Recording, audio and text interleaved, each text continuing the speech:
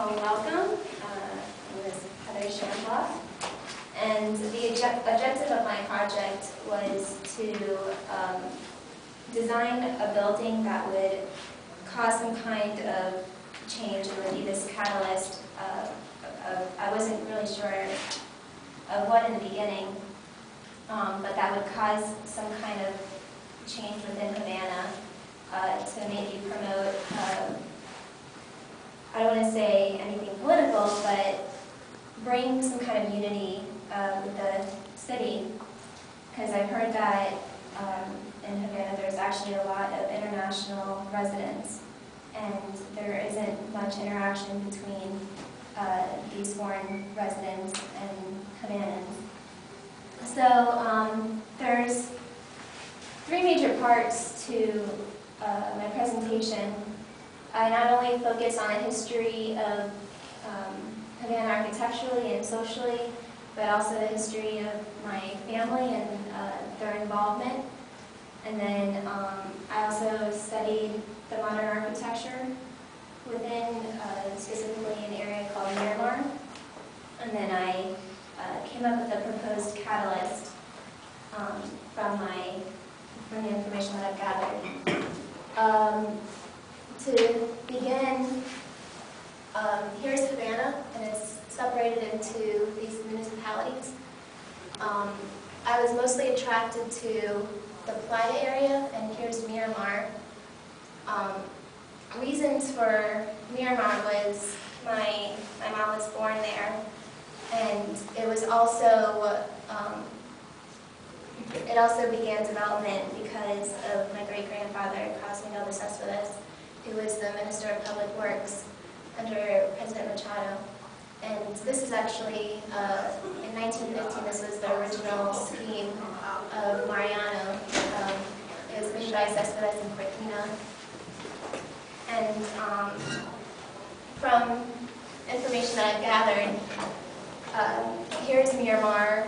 The orange dots are foreign embassies, and they're mostly scattered all in Miramar.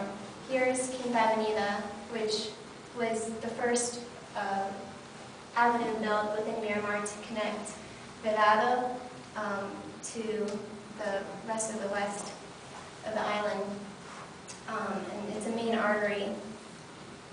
And most of the homes, they're all homes, it's all primarily residential. It started off residential, and now all these homes are now used as commercial use and foreign use, as well as residential. Zoomed in, here is my site here. I was very attracted to this one building. It's still in construction. It's one of the first mixed-use, large-scale buildings in Miramar, and it's all joint ventured.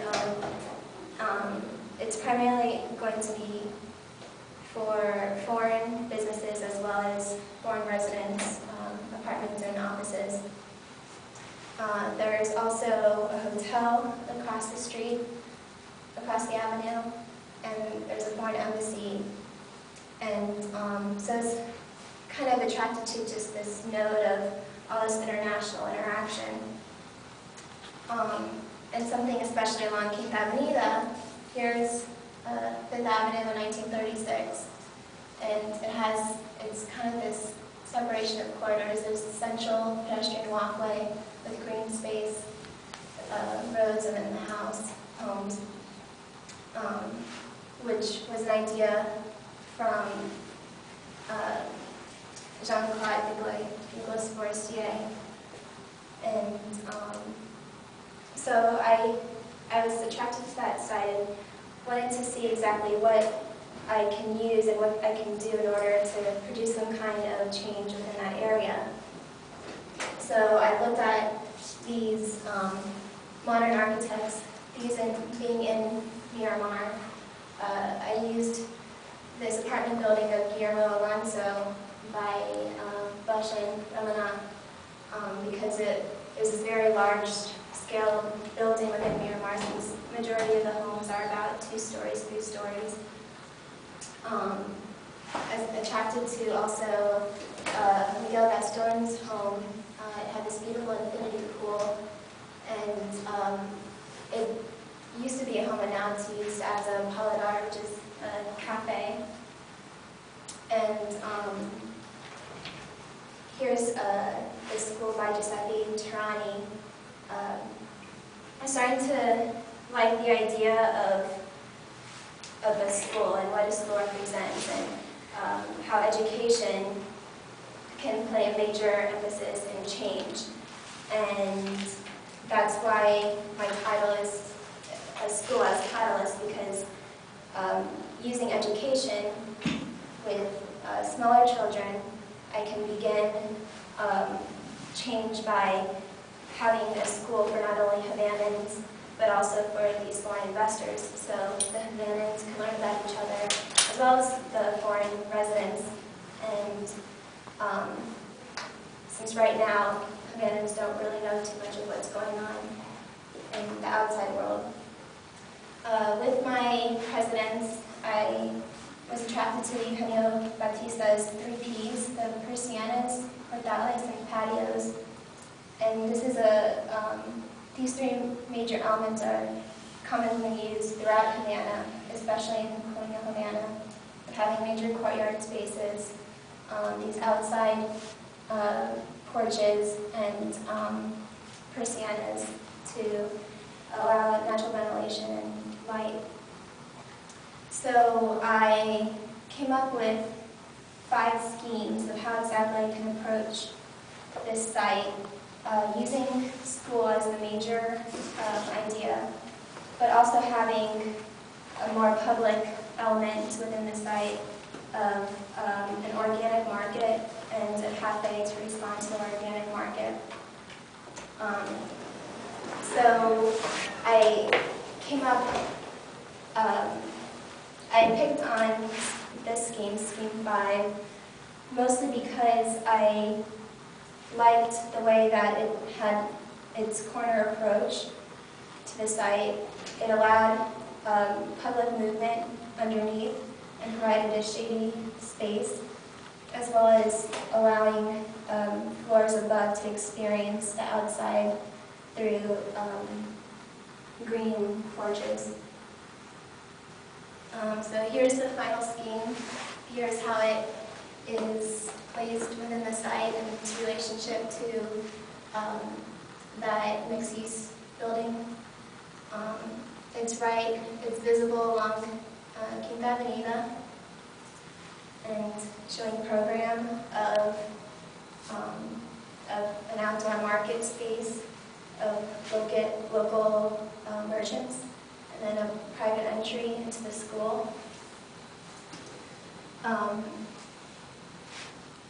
One thing that I really wanted to stress were green roofs, and not only occupiable, but non-occupiable.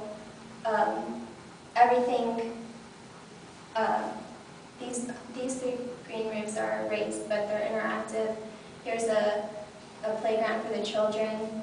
On the lower level is a school garden, so all these classrooms can grow their own individual gardens, and then an interactive roof that will include a aviary, allow interaction with cisterns and learning about how technology works, exposure to photovoltaic panels, and a raised platform that has the view of the ocean to learn about the ocean.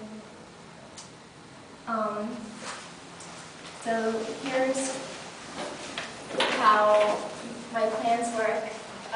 The major entries are through here and here. This is north, and here's the ocean. And then raised above it are classrooms. And what I didn't mention yet is that this school is actually more specialized. It's going to be Montessori school, which will be for 1st to 3rd graders.